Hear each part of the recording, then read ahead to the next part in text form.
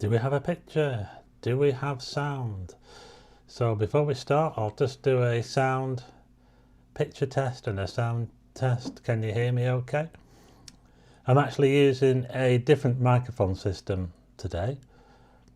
So hopefully the sound is going to be a lot better from now. I've got a bit of reverb. I've got my thing going down here. We've got 30 watching. Hi to everyone who's watching already. We've got a few familiar names in the chat already. Welcome to another live stream. It's a Sunday night and this is another Starman live. If you're new to the channel and you've just tuned in and thought, what's all this about here?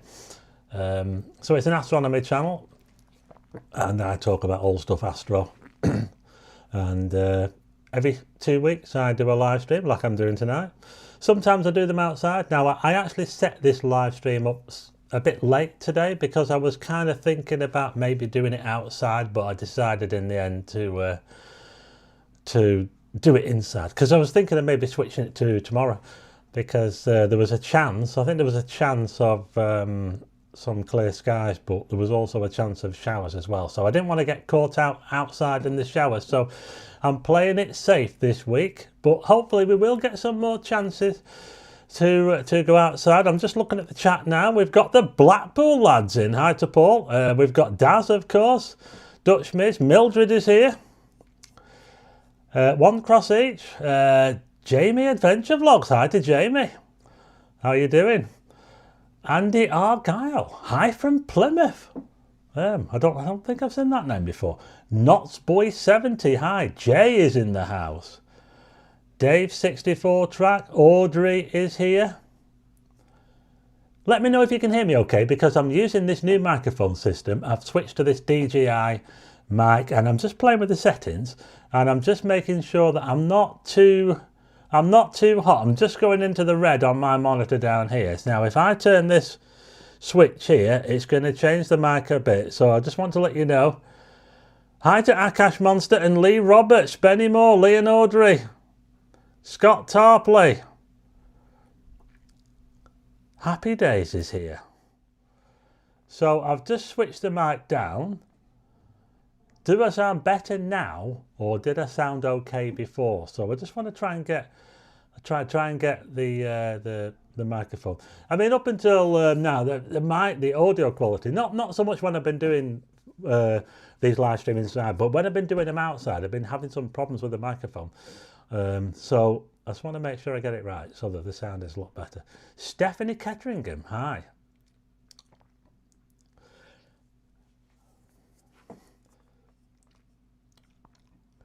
So has anybody seen anything up in the sky lately? We've not seen a whole lot. It's been a little bit unsettled lately. I've seen the sun today actually.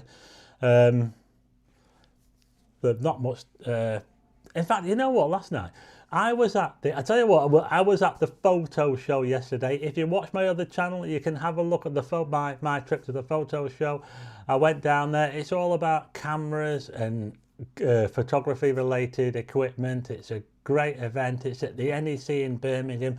So if you check out my other channel, you can see my trip to the photo show. So that's where I was yesterday, and I've normally spent quite a lot of money in there. Did I spend any money yesterday? Well, you have to watch to find out, won't you? How many have we got? We've got 70 in. We have now got 70 watching. You have mentioned me before on your other channel, Andy Argyle. Pucker Life. Hi to Pucker Life. Jamie's Adventure Logs. Where did you see? I saw you somewhere, didn't I, Jamie? I can't remember where it was.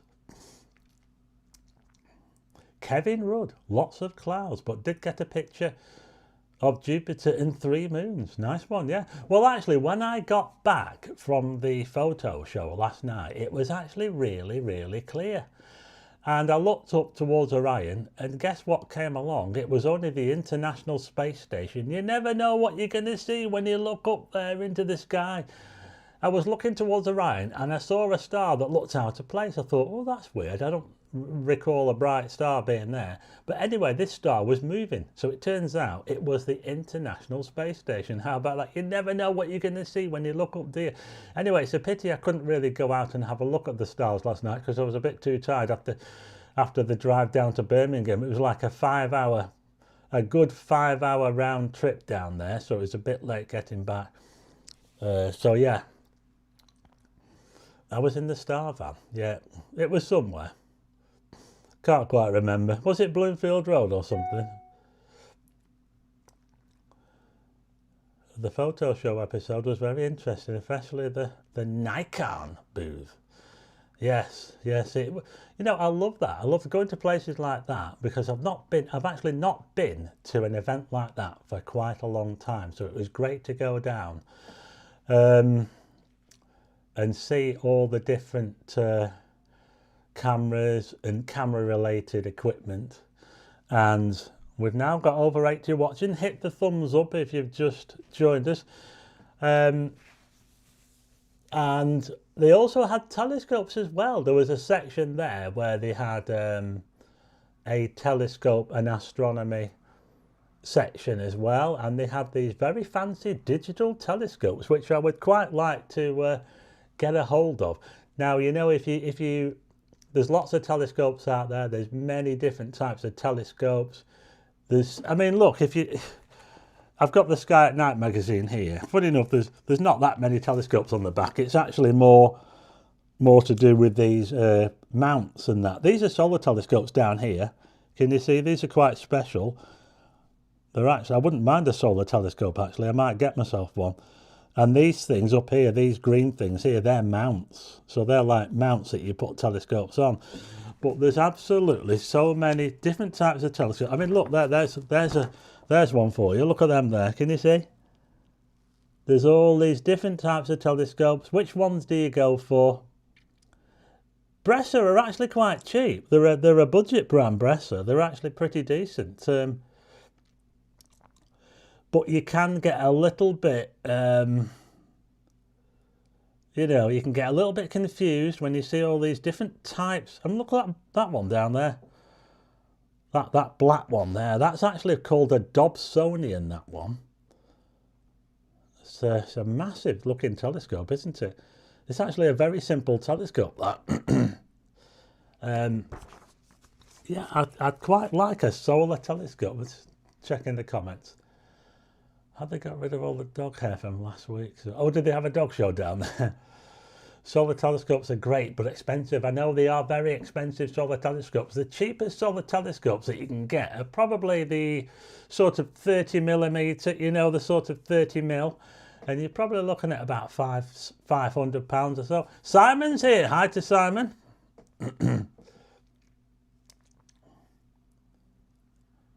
Were you on a trip, Simon? I think I saw pictures of you in Iceland or somewhere. It looked a bit amazing. I'm sure I saw a picture of you, and it was somewhere very kind of. It looked cold. I might be wrong, but I only saw like a glimpse of it. George Smiley is here. Hi.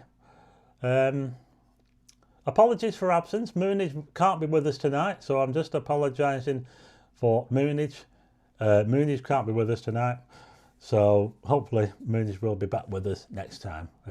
Something to do. Obviously it's Mother's Day and that. She's got Mother's Day celebrations and all. Happy Mother's Day, by the way, to everyone who's celebrating Mother's Day.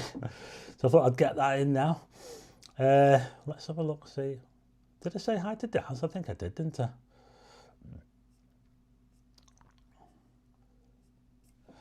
See, we have now got, yes, we've got over 80 watching. That's good. Like I say, don't forget to hit the thumbs up if you've just joined. If you can hear me okay, we'll leave if you don't have to turn the volume up on your TV, that's a good thing, because what I'd like to try and do is keep the audio consistent throughout every video that I do, because I don't want you having to, oh, I've got to turn this one up, or I've got to turn this one down. I want to try and keep it consistent. And looking at the levels now, the levels look about right, I'd say. So I think we're not doing too bad.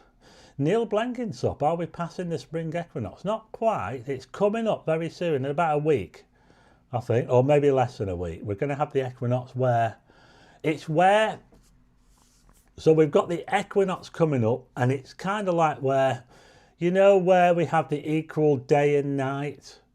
So you have equal levels of daylight and equal levels of night.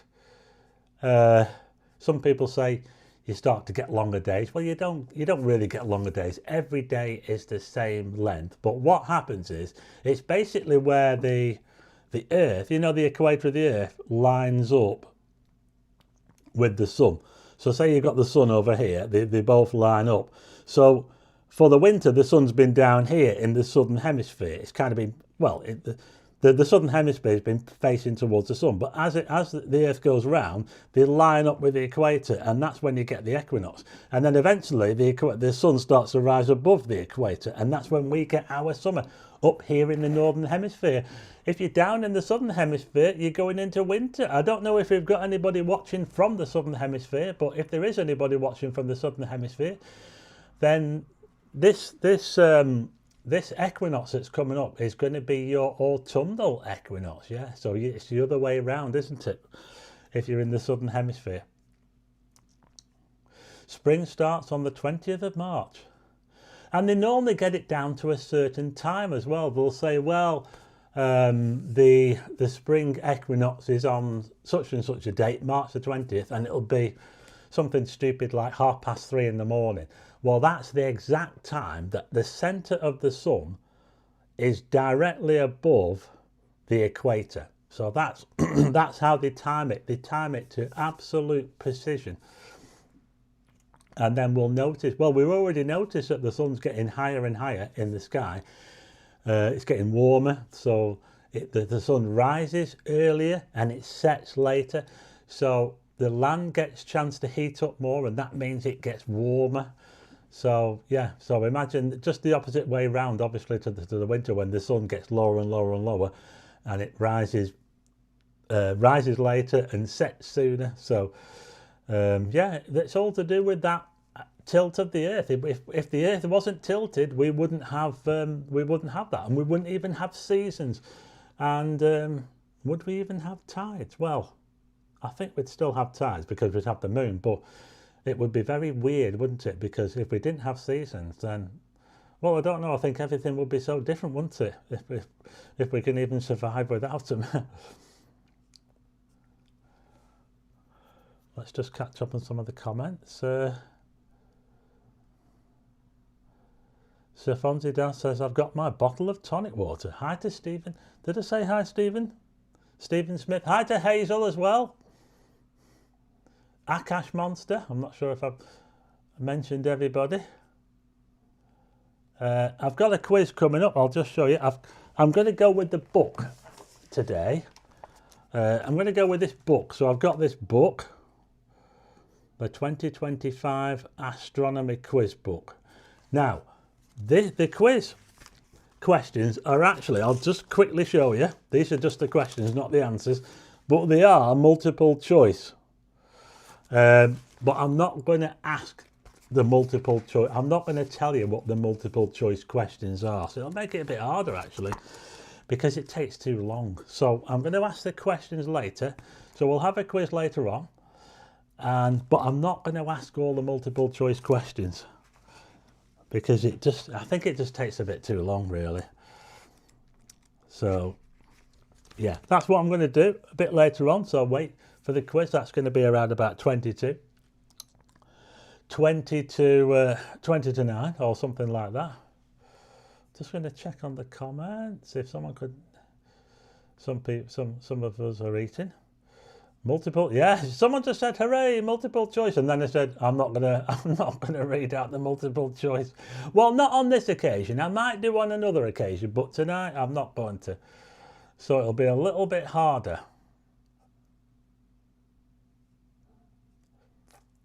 Hi to Helen. And if I've missed anybody, I'm sorry. I'm just going through the comments.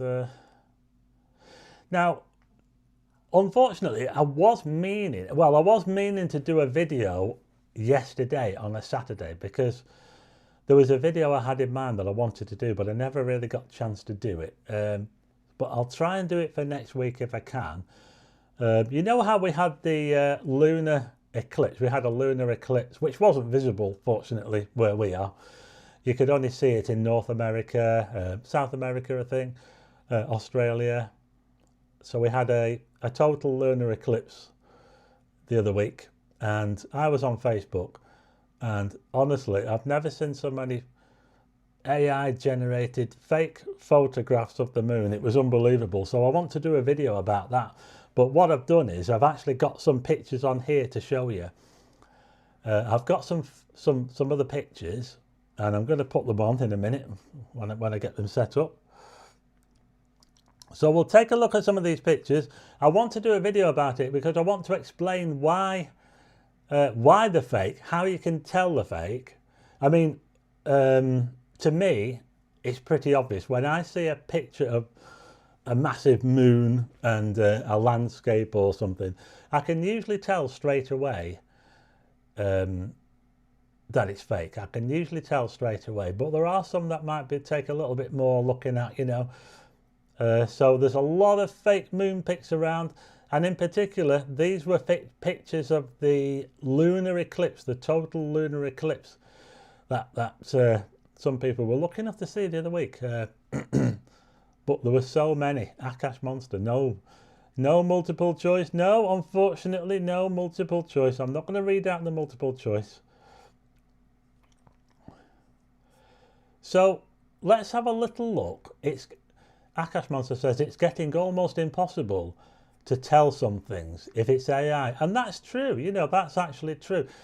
It is a little bit. I mean, sometimes at first glance, if you see a video or you see a picture, it'll look real because the AI is so good now. It's really, really good. It's frighteningly good. It's quite frightening just how good AI is. It is really, really good. And sometimes you have to look a little bit closer and you have to look at parts of the video and say, well, that doesn't look right and that. And there's so much of it around now.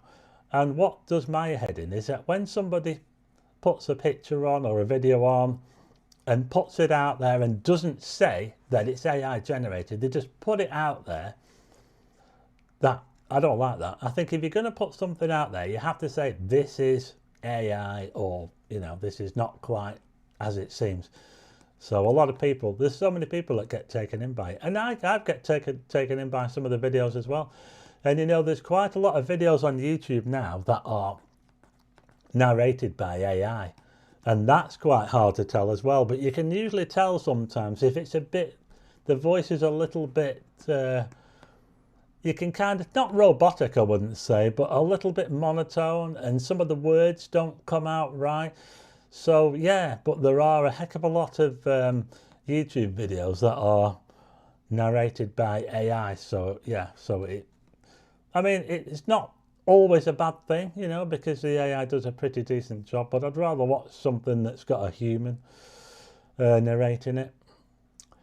Definitely, yeah, there's a guy like you does videos around Blackbird. Yeah. This is great. You're proving the sound is faster than light, not just the other way around. Yes, it is quite frightening what they can do with it. You know, I'm a little bit concerned about what AI might do. You know, it's a bit like the internet. They said the internet would take over the world, didn't they? Well, I'm not sure about that, but I think that AI could take over the world, couldn't it, really? There's a 15-second lag in California. Yeah, it's got a long way to go.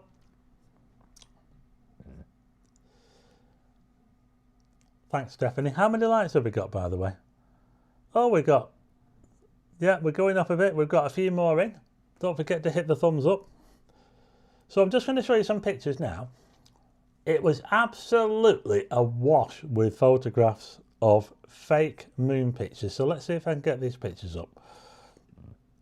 Oh, that's not one of them. That's mine. Right, I'll just get to the... Right, just turn that off. Right, now, okay, look at this picture now. Now, straight away, I don't know about you, but it's a bit laughable, this one, really, because there's so many things about this photograph that don't make sense. Anyway, I'm going to turn that off now. What do you think of that photograph there? Did you see the photograph? Did you see it? Could you tell straight? I could tell immediately that was fake. And there's a few dead giveaways in it. But did you? Could you tell that picture was fake straight away? I mean, there are some that are quite good, but that one there is a bit laughable, really. We're going to go back onto it again now, and I'll try and explain. Ali G is in the house. Hi to Ali.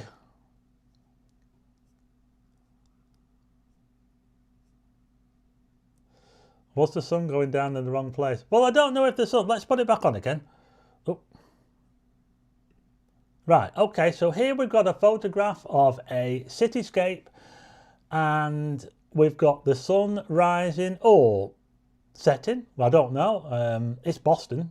It says it's Boston. It says the impossible horizon. Well, it certainly is impossible because you can't have the sun down there and a full moon or an eclipsed moon in the same part of the sky. So if you look at the left-hand side, and also if you look at the size of the moon as well, that doesn't look like it was taken with the same lens that was taken for the cityscape. If you ask me. If you ask me, that cityscape was taken with a kind of medium telephoto lens. The moon looks like it was taken with a very long telephoto, and it looks like it's just been stuck there on the left-hand side. There's no way that you can have the moon there and the sun there. It's just not possible. That would be a crescent. The moon would be a crescent. There's no way. There's just no way that's not possible. Well, at least it says at the top, if you look at the top there, it says the rare impossible horizon. I don't think that this account was particularly trying to fool anybody. Well, that's right as well, because if the moon's so big, then the sun would be so big as well, wouldn't it? You can't have the sun that small and the moon that big in the same picture, because the sun is about the same size. Imagine the sun is around about the same size as the moon, roughly. It's about half a degree in diameter. So that picture is totally false, because if the moon was where it was, it would be a crescent, because it's close to the sun in the sky. And also the moon looked very big and the sun looked quite small. So obviously it's two different focal lengths. You've basically got a picture of a city, Boston, and someone's got a picture of the moon, looks like an eclipse moon, and just stuck it on there. And I mean, look at that. I mean, come on. It certainly is Nick. Yes, it certainly is Nick. Yeah. Now that one, I didn't have to look twice at that one. We've got more watching. We've got over 90 watching. Don't forget to hit the like button. We're just looking at some fake moon photographs. Now, I don't think that account was actually trying to fool us in a way. So I looked into, so there's so many accounts, and I think a lot of them are kind of made up bot orientated, and that particular account was not. It kind of said it was kind of surreal and sort of stuff and that. So it wasn't trying to be. It wasn't trying to be. Trying to fool anyone with that. But still, it's a daft picture, really. Why? You can have a bit of artistic. A bit artistic with your photographs. You can be. There's a guy called Peter Lick. Has anyone heard of Peter Lick? He's made a massive name out of doing very, very over-the-top kind of artistic, surreal type photographs that are very heavily artificially generated. But this is going back a few years, heavily photoshopped, you'd say. And you could say there's a lot of artistic input into those photographs. But if you're going to put the moon in the complete wrong place, then I'm not letting you off for that. I'm not letting you off. It's just no, no way. I'm not letting you get away with it. AI can never compete with an evening night with Stephen and Frank. Sometimes, thank you very much. Is it Imbill66? Something I will always treasure, our trip to the Ribblehead Viaduct. We'll have to go back. We'll have to do some more. You know what I really miss doing? This year I'm going to see if I can get some workshops going, because I didn't do one last year. I did not do one. So keep an eye on the channel, because later on this year I want to see if I can get back out then, because I really miss doing the workshops. And you can't beat getting out, can you, and having a look at the sky for real. And it beats looking at these fake pictures, doesn't it? And I don't want anyone to get a false impression either, because sometimes people see these pictures, they'll see these amazing pictures of the aurora that have been all kind of, you know, oversaturated and all that sort of stuff, and it gives a false impression, because most of the time the aurora doesn't look like it does on some of these photographs. But I can tell you something, even though a lot of the photographs of the aurora are very oversaturated, you know, over the top exposure, I have seen the aurora. When we saw it here back in 2024, there were 2 occasions when we saw the aurora, and it was unbelievable. It was amazing. And I didn't need to blow the pictures up and oversaturate them and do all this fancy stuff. It was doing it for me. It was amazing. But anyway, we're going to go to another photograph. So that's one. And if I can just go on here and go on to the next one. We've now got another one. This is a favourite one, this one. Okay. Ian Bass says, another stargazing one on Lawson Road, please. I missed the last one through illness. Yeah, I'll see if I can do that as well. Knots boy, AI is killing the human creativity. Yeah, that's right. Yeah, it is a bit. Can we see the 3 stars of the spring triangle on your screen? I don't know about the spring triangle, but there is a summer triangle.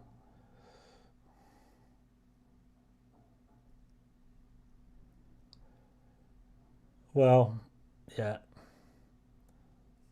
There's certain aspects of these photographs that are real, but there's a lot of aspects about them that are not. And this one's a little bit more kind of, in a way, so I'm just going to take this off a second. So there you can see a picture of the Statue of Liberty. So we've got the Statue of Liberty there.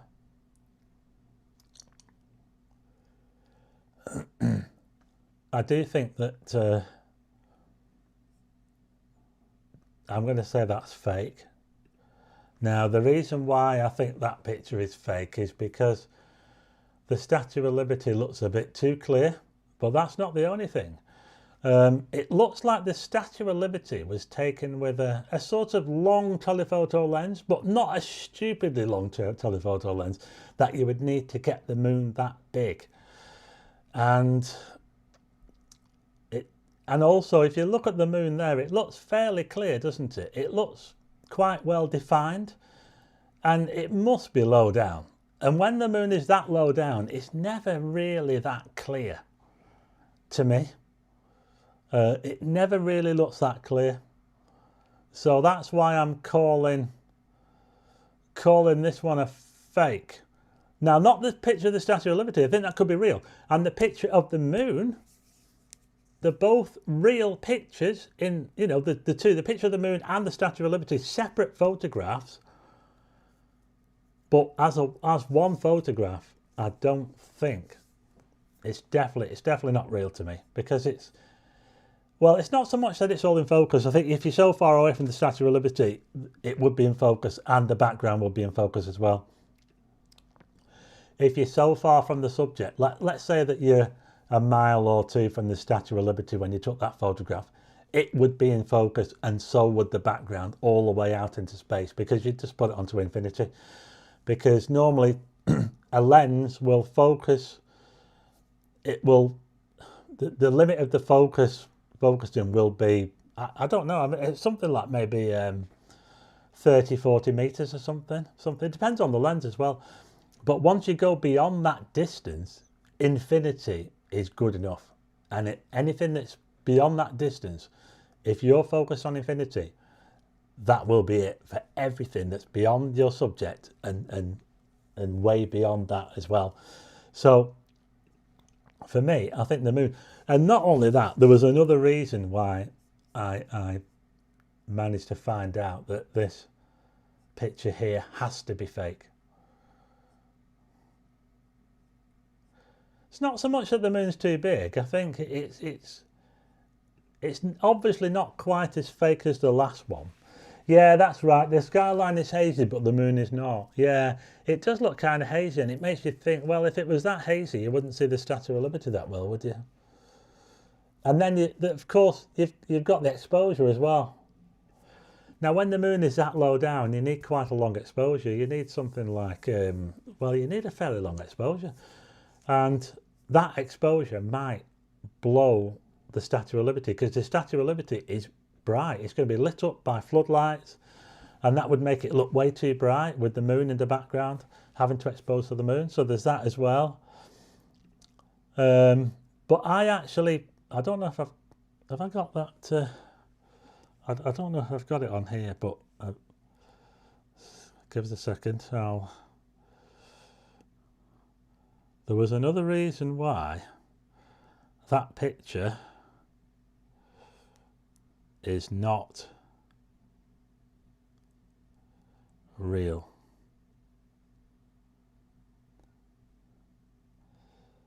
I'm going to have to show you.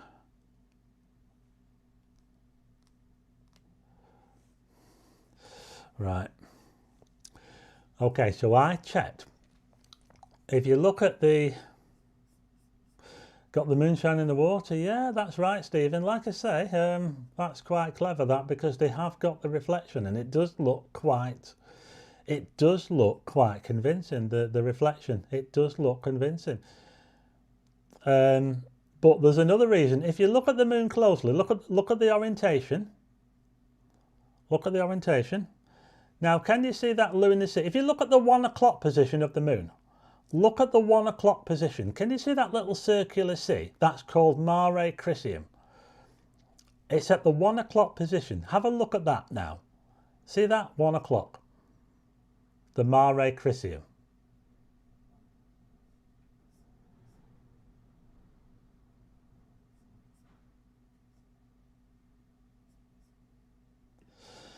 Right.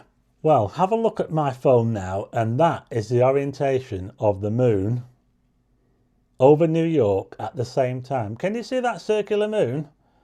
I don't know if you can see it. It's there, and it's now at, in fact, I might have this the wrong way round. It's at 3 o'clock. Now that does not compute. That was the actual position of the moon, how it looked over New York at the same time on that date. And you can see that it's in a completely different position. There is no way that the moon would have rotated that much for it. No way. So the orientation of the moon is just wrong. So that's another giveaway as to why that is a fake picture or a composite. It's like a composite. It's where someone's taken a real picture of the moon over the sea, possibly, and then just sort of superimpose the Statue of Liberty on it, or vice versa. So that's why I think that one's wrong.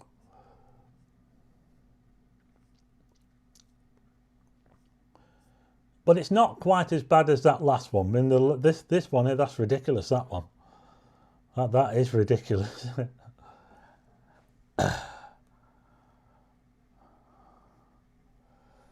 Right, I'm just going to catch up on the comments. Got another one to show you. Oh, is that the same one? Oh, we've gone back, haven't we? Ah, look at this one.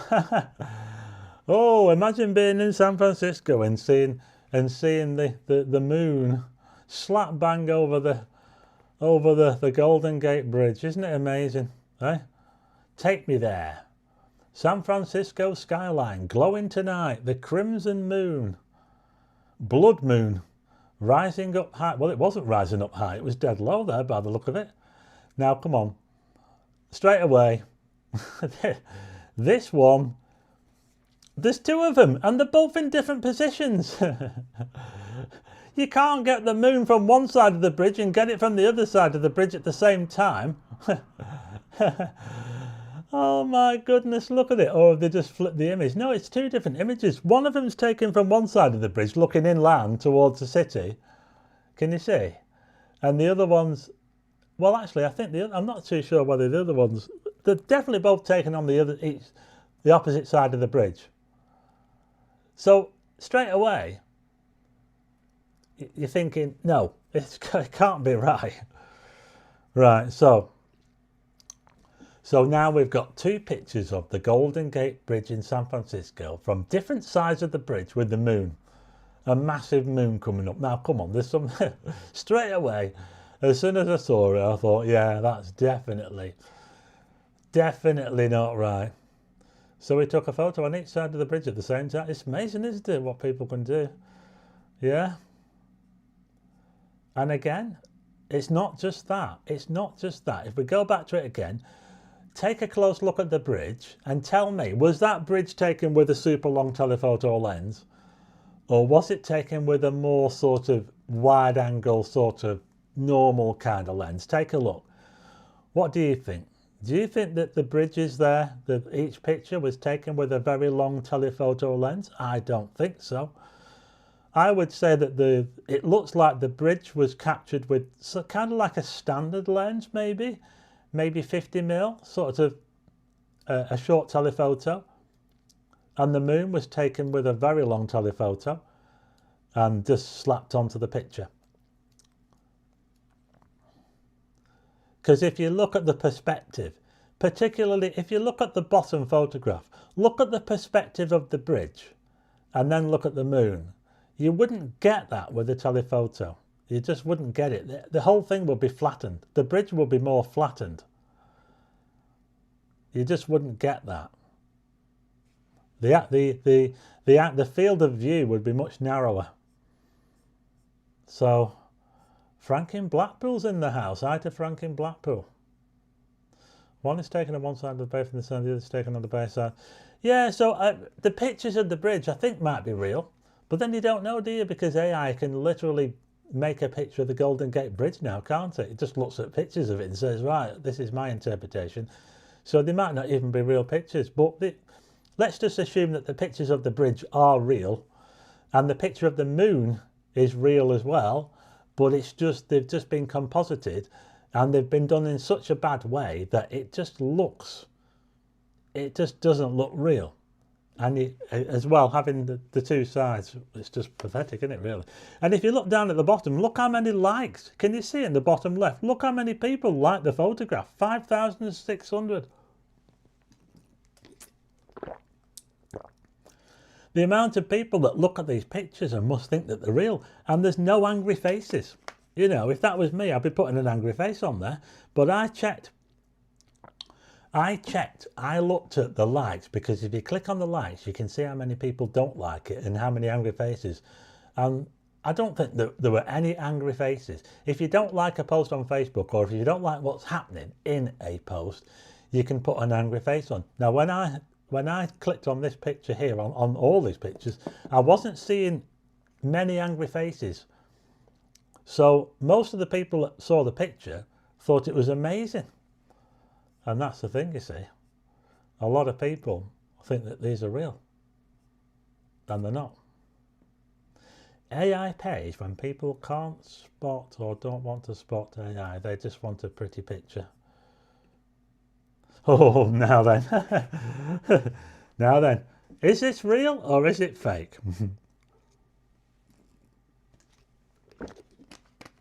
Super rare blood moon. March the 3rd. Well, Daz doesn't like it. Now then, come on. Nice picture of Stonehenge.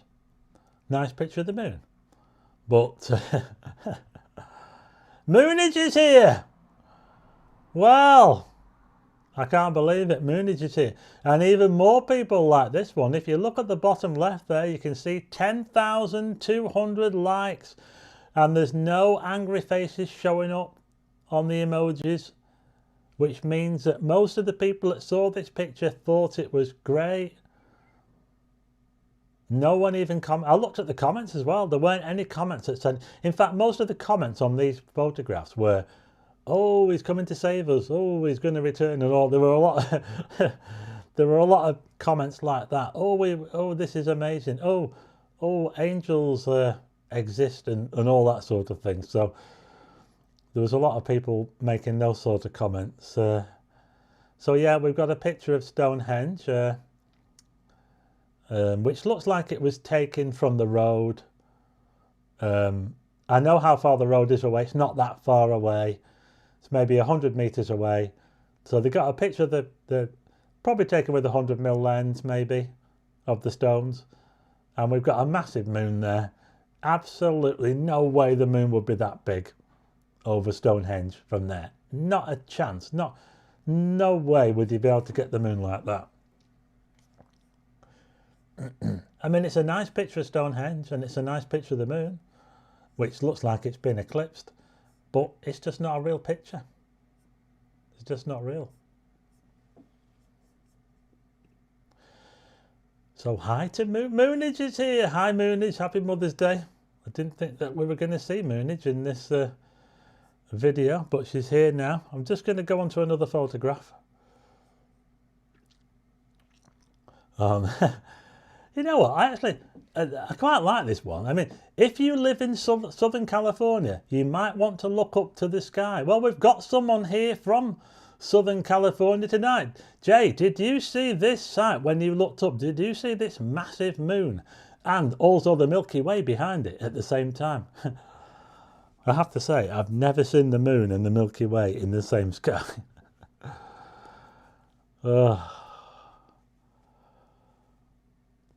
Well, it is a nice photograph of the moon. I will give them that. You know, it's a nice photograph of the palm trees and the Milky Way. Although I do think that I don't doubt with all that light pollution you would have been able to see the Milky Way there, but I might be wrong. But anyway, I do think that this is another fake moon photograph. It does look a bit well lit, doesn't it, Stone? It's not lit up at night, Stonehenge now. Although you could light it over the torch.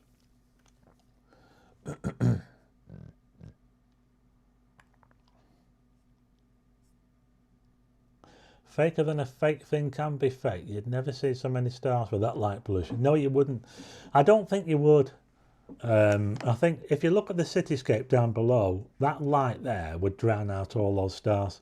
You wouldn't see all them stars with all that light pollution. Not a chance. And come on, I mean, come on, the moon, look at the size of the moon. Come on. You can even see it's bigger than the Milky Way.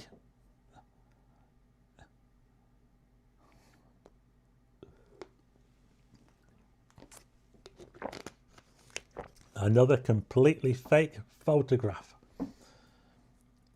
No, you don't see Southern California. I've been to California. I've been up Mount Wilson. I went up Mount Wilson, which is... it overlooks LA, and it's where Edwin Hubble used the telescope to it was a massive telescope, and he discovered the expanding universe from Mount Wilson. That was back in when would it be, the 20s? I think it was the 20s, wasn't it, or maybe early. He looked at the Andromeda galaxy and things like that. But when we went up Mount Wilson, you could not see, you could literally see about 5 stars. It was ridiculous. The glow coming off the, you know, it was basically a flat horizon, and the glow coming off was unbelievable. So yeah, you wouldn't be able to see the Milky Way with all that light pollution. So yeah, there you go. Happy birthday to Niall. And that's on Neil McCabe. Happy 14th.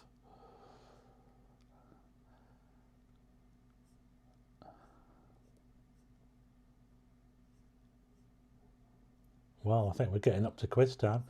But I've just got some more photographs to show you. So we'll just have a look at these.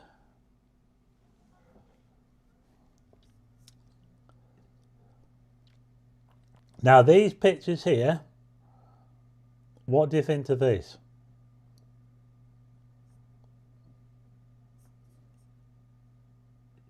Mildred's waiting in the back. I'm getting ready for the quiz.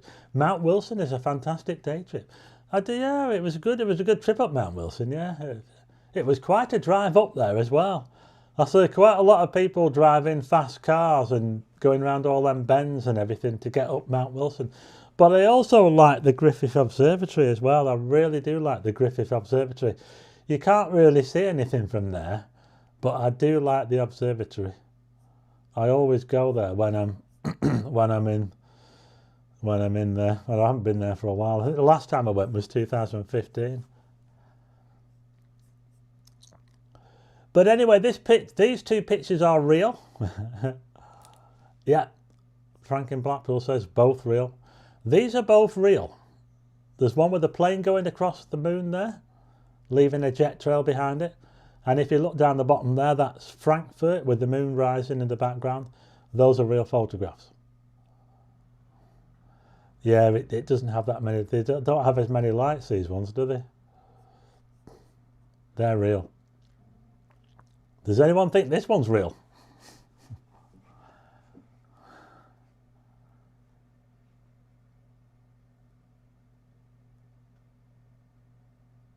Yep, so both those last pictures were real.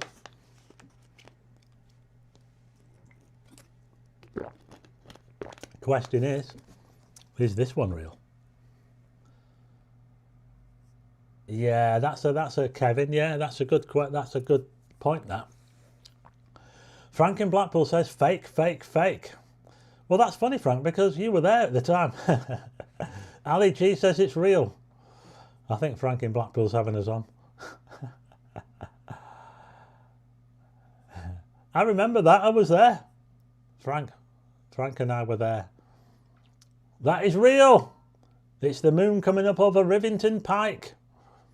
And look at all them people as well. Wasn't it amazing to have all them people in the shot as well? And a dog.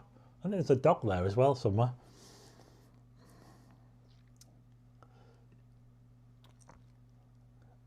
Is that one real?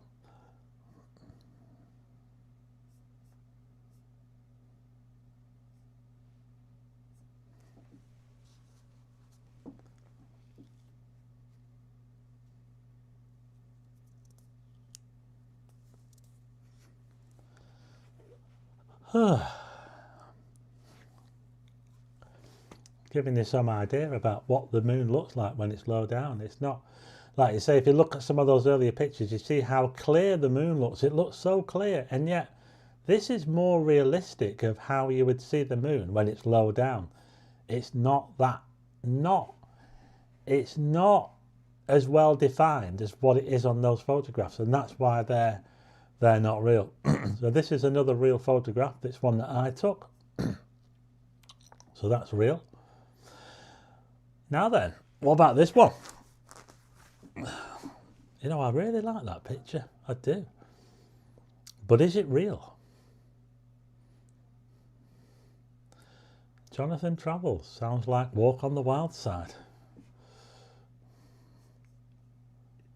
Welcome to another video.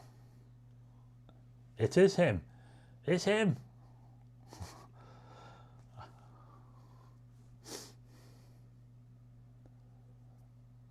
Stephen says yes. Hazel says yes. Yeah, another real one. I think Frank in Blackpool can confirm, because this was from the Liverpool Moonrise Live, which we did a couple of years ago. Bait Addict Bakes is with us. Yeah, this was from the live stream, which was, I think it was it August 2024? Or maybe July. I don't know. Frank probably knows better. It's a real one. I like the way the crane is sticking up there with the moon. So, another real photograph. What about this one?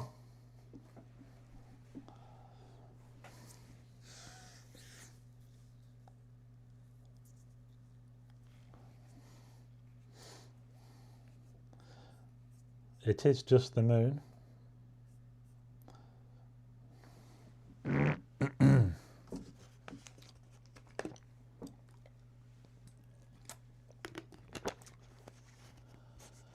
Got a quiz coming up very soon. I'm just showing you some pictures here. So, yeah, this one's real as well. This is a photograph that I took, I think in 2018. Now, here's another thing. When I took this photograph, the moon was being eclipsed. So it was a total lunar eclipse. Now, when the moon is being eclipsed, it turns red. And that's because all the light from the sun has been blocked out by the earth, but not quite.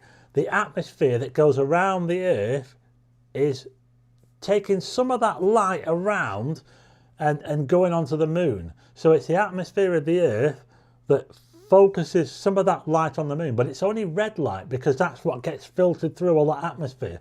And that's why the moon ends up looking red. If the earth didn't have an atmosphere, then the moon would just go dark. It would just go very, very dark. In fact, you probably wouldn't even see it at all. If the earth had no atmosphere at all, we wouldn't be here for a start. But you wouldn't even see the moon. You wouldn't even see it because it would be just pitch black, because it would be in the earth's shadow and there'd be no atmosphere to transfer any light onto it. Looking forward to the Lyrids in April.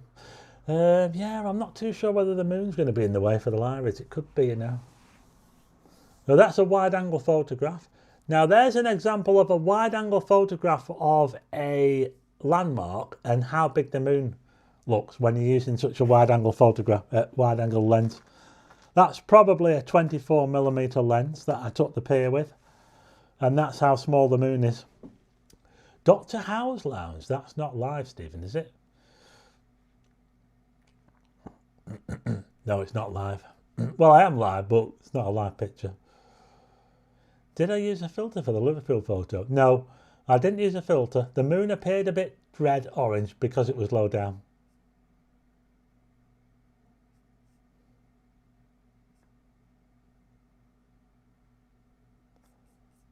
I've got one more here. Yeah, because when the moon is low down, this is what it looks like. It kind of looks, it can look a bit orangey. It can look like it's being eclipsed.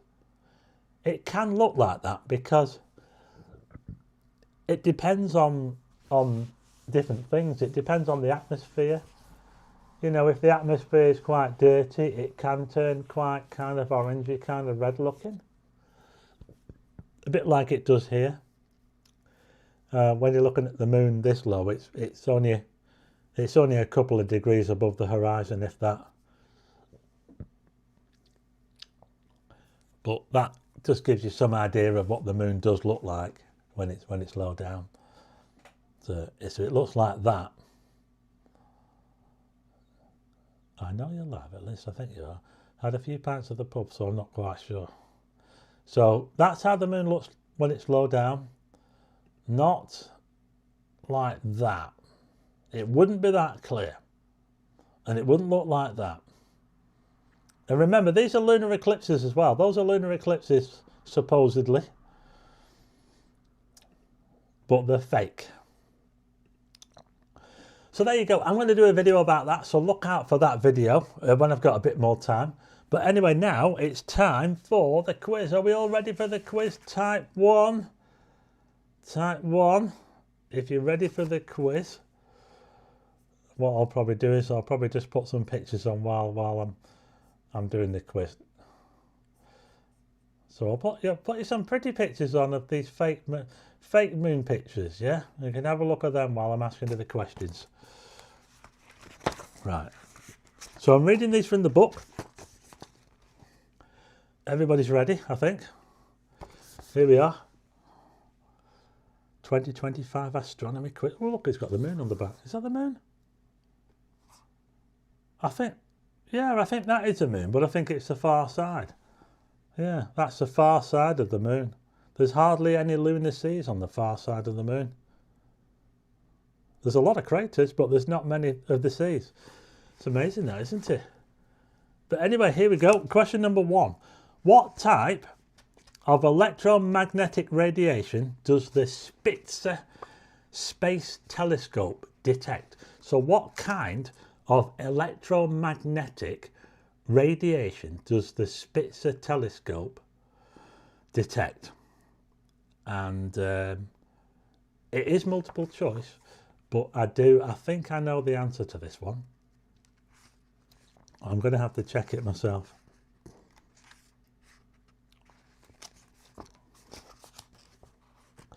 Spitzer Space Telescope.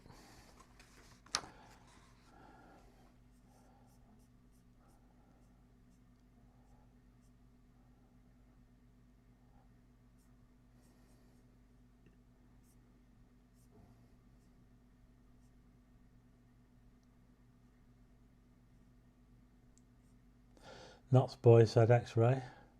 Hazel said infrared. A couple of people said X-rays. I'm going to admit here I got it wrong. I thought it was X-ray. It's actually,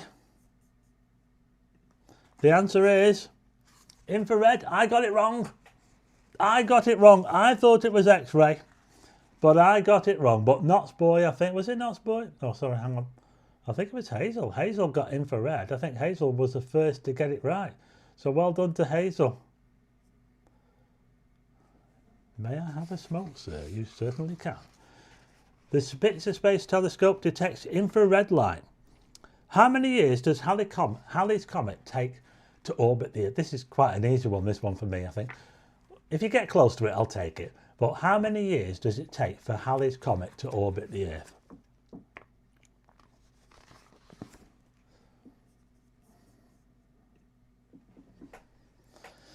Well, it only takes 27.3 days for the moon to orbit the Earth. 27.3 days.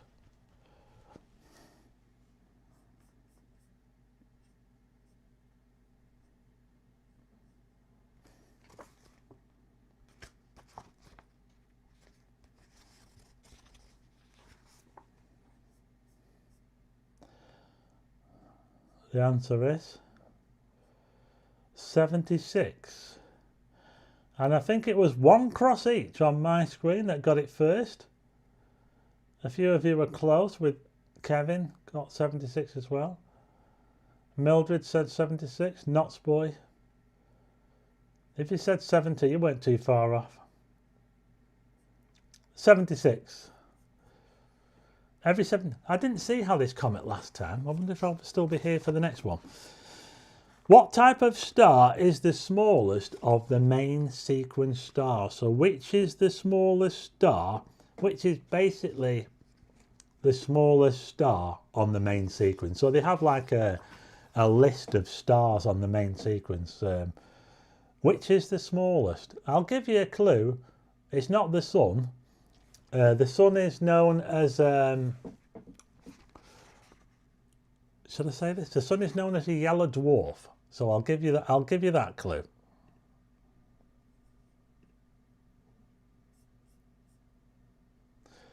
Knott's boy has come up with a very interesting answer with white dwarf, but a white dwarf is not on the main sequence.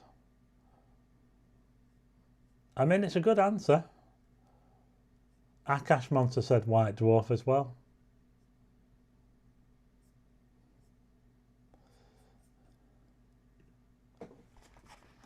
Just checking there, yeah.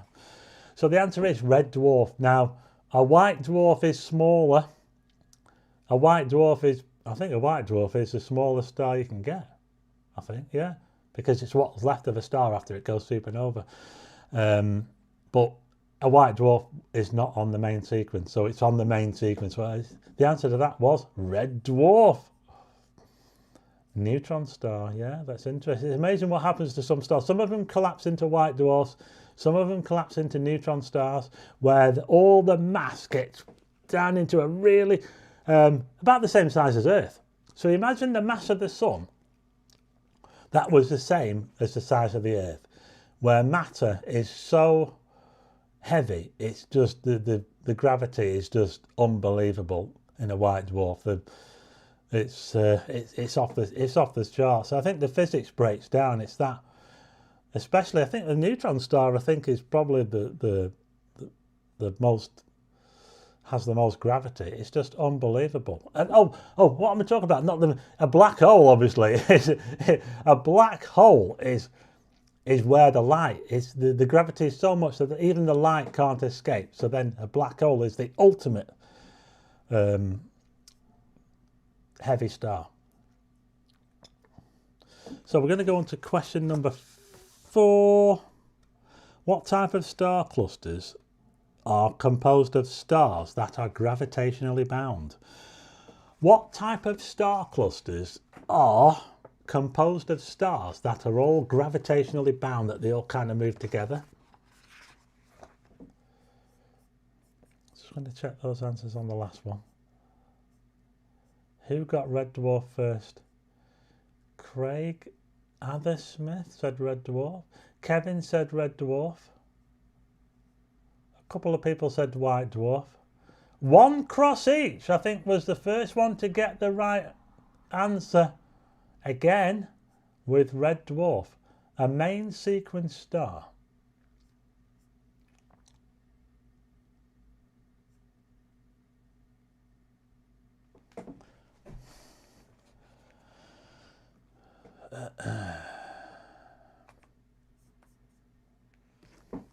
The answer to question number 4 is globular clusters. There's quite a few globular clusters up there. They're nice things to look at if you get a chance to see one. So the answer I'm looking for question number 4 is a globular cluster. And let's see who got it first. I think it was Kevin. So well done to Kevin, who got globular cluster first.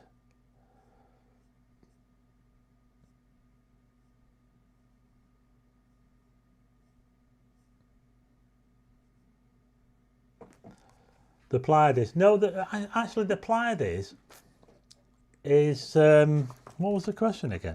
What type of star clusters are composed? So I don't know whether the Pleiades counts as gravitationally bound, but the Pleiades are definitely all related to each other. But the Pleiades is not a globular cluster. It's nothing like... Globular clusters are very different to an open cluster. Globular clusters are actually quite old, really old. They contain really old stars. And they're kind of on, they exist on the edge of the halo of the Milky Way. So they're very, very different to an open cluster like the Pleiades, which is kind of right in the middle of the Milky Way. But I would have thought that the Pleiades were gravitationally bound. So I'd question that. Right, question number 5. What is the area called that contains an aggregation of many icy comet-like objects outside of Neptune's orbit, spanning from 30 AU to 50 AU? So what's the very, very edge of the solar system, the theoretical edge of the solar system, where comets are believed to come from? What is the name of this area? It's a little bit theoretical, and it's where the comets come from. What's it called?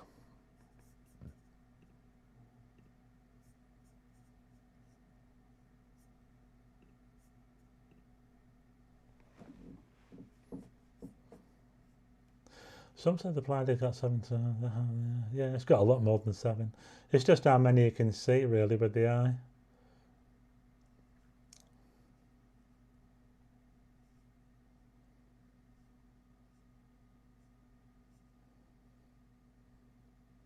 And the answer is...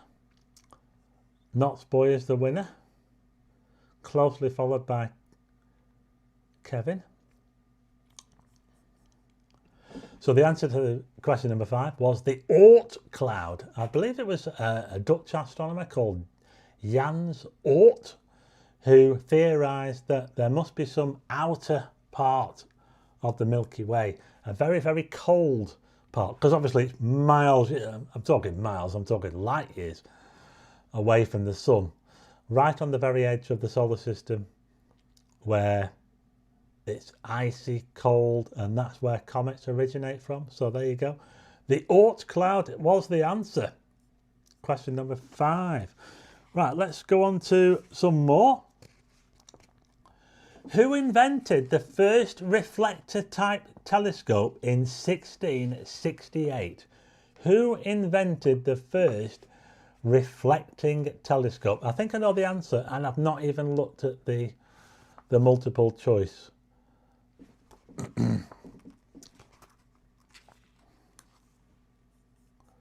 Who invented the first reflector type telescope?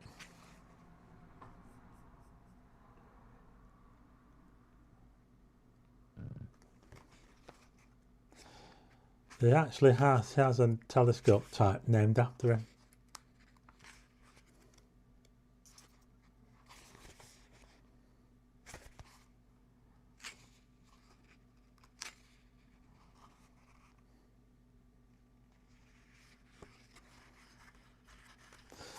And the answer is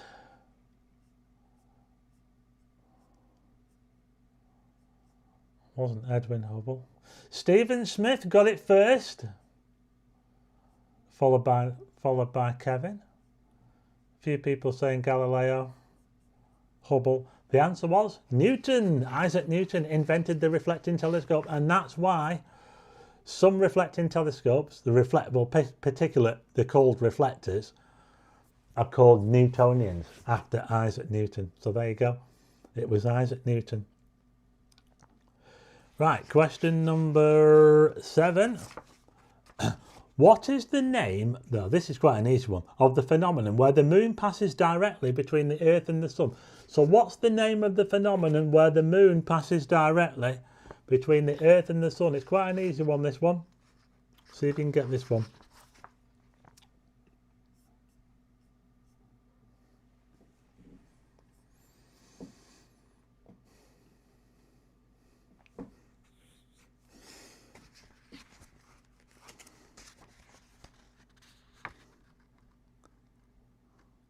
I've never been to Essex.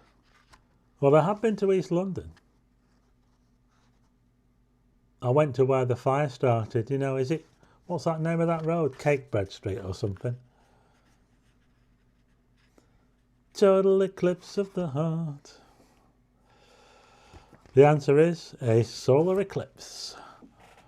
And the first one to get the answer right was, let's have a look. I think it was Kevin. Yeah, it was Kevin. Not a lunar eclipse, a solar eclipse. So well done to Kevin. Pudding Lane, that was it. Yeah, where the Great Fire of London started. So well done to Kevin. It was Kevin that got that one right, solar eclipse. What is the effect of a black hole's gravity on time? So what is the effect of a black hole's gravity on time itself? What does it do to time? I think I know. Yeah, got it. I'm not doing a multiple choice. It would probably make it easier, but it's just having to read them all out. It's a little bit of a pain. What I probably will do in future is, what I could do is I could put the multiple choice on the screen, and then you can see them all, and I don't have to read them out, because that's what kind of makes it a little bit of a drag. Dr. Howe's Lounge says singularity. Well, that's interesting. A singularity. Can anything exist inside a singularity? Can time exist? It slows time down, slows it. Well, I think that's the right answer. If you said slows time down, I think that's the same thing for time dilation. Yeah. So the first person to say that was Kevin. Said time stops. One cross each time ends at the singularity. Not boy, it slows down. Not quite sure.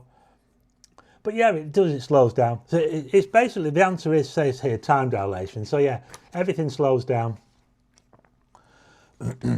Neil Blenkinsop says, need a Bass beer time. Well, you're tempting me there with that, you know. What is the name of the massive structures formed by galaxy superclusters? So what is the name of the massive structures formed by galaxy superclusters? I think I know the answer to this one. Yeah, got the answer right. Can't show you the multiple choice. I know it would make it easier, And I'll try and see if I can think of a way to do that in future, just to make it a bit easier. Singularity is a great song release, 2017, New Order. Yeah, so basically what they think happens when there's nothing. Can there be nothing? I don't think there can be nothing. It depends on your definition of nothing. So all around us, or in this room, is nothing, but it's not nothing. There's air, there's oxygen, there's all sorts of stuff going on. Even in space, there's, you know, in outer space, when you're in the middle of outer space and every star is light years away, there's energy going on. So absolutely nothing. I'm not sure if nothing can exist. And a singularity is basically about as nothing as you can get. They believe that before the Big Bang there existed a singularity, which is a point in time where everything is so infinitesimally small. I don't even know how to describe it. Physics cannot describe it. Once you go beyond that, physics cannot. Even Einstein wouldn't be able to, you know. Anyway, the answer to that question was filaments. So I'm getting into all sorts of like theoretical stuff there. Filaments. Who got that right? Now let's have a look. On my screen it says that 1 cross each, followed by Steve H 6642. Dutch Miss got filaments. Akash said dark matter. Well, it's a good answer. Dark matter is something. What is dark matter? Is dark matter something? What about dark energy? There's definitely something going on there. Okay, last question. Here we go. My back's starting to hurt a bit now as well. I'm like, oh, my back. I need to sit on a comfy chair. What type of eclipse is when the moon is too far from the Earth to completely cover the sun? So you know when you get a total solar eclipse and the moon completely covers the sun? What sort of eclipse? What's it called when...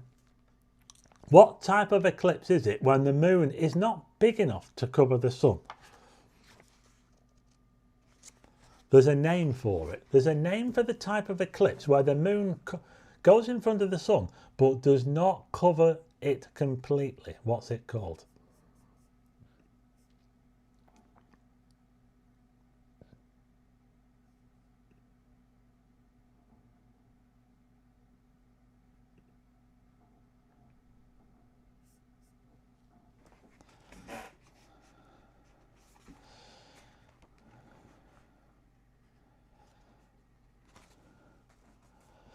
And I'm going to put that there. Put that there. The first person to get this right was not a partial, although it is a good answer. I think Akash Monster. I'm going to give it to Akash Monster and Steve H6642. Slight spell check there with Akash Monster, but Akash Monster got it right. Abular or annular. It's called an annular eclipse. Or a ring of fire. It's where the moon doesn't quite cover the sun and you get like a ring around the sun. Looks amazing. I've never seen one. I'd like to see one actually. That'd be nice, I want to, for a change. I saw one in New Mexico a couple of years ago. Kind of disappointing. Oh, okay. Well, I know you're not allowed to look at the sun if you can see the ring of fire. You can't actually look. You can't look at it with your eyes because it's too bright. You have to look at it through glasses. So there you go, that's it. I'm in Ilford, near the London border, but actually Essex. I'm sure your pop has been there at least once. I've never, no, the closest I've been to there, down that way. I've never been to Ilford. What's famous about Ilford? I'll tell you what's famous about Ilford. Photographic film. In fact, they still make, I don't think that the company got taken, I think the company got taken over, but you can still buy Ilford black and white. I used to buy it, black and white film.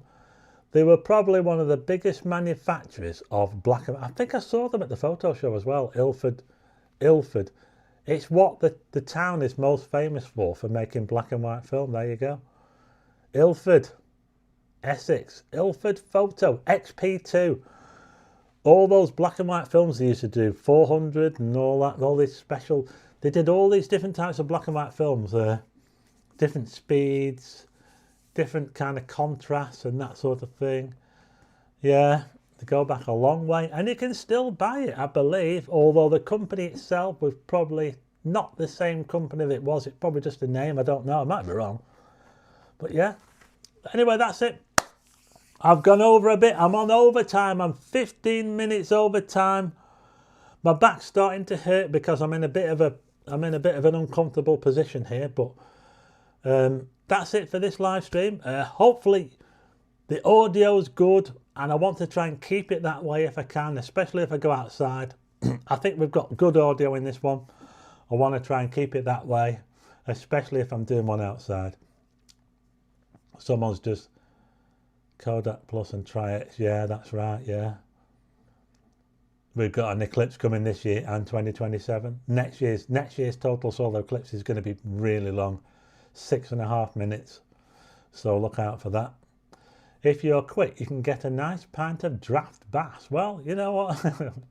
I could do with that now because my throat is whenever I do these live streams, I always tend to talk a bit louder than normal, and my voice tends to go as well. So I think I might have to do that, you know. Use this to practice in Ilford and Barkingside clubs.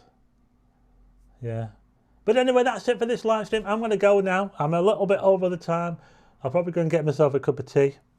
And a bit of a comfy seat, because at the moment I'm not that comfy. So, yeah. So I'll be back in 2 weeks. And look out for the video on the fake moon pictures. I think there's going to be more to do with the lunar eclipse, because we had the lunar eclipse, and lots of sites on Facebook were showing these fake lunar eclipse pictures, a bit like this one here, look.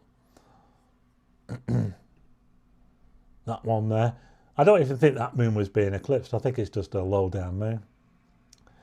So, yeah, so there you go. Thanks to everyone for joining. Thanks to all the mods. Thanks to all the mods for joining in, and I will see you again in another couple of weeks. But I'll leave you with just a few of these fake moon pictures, and look out for that video when I get around to doing it.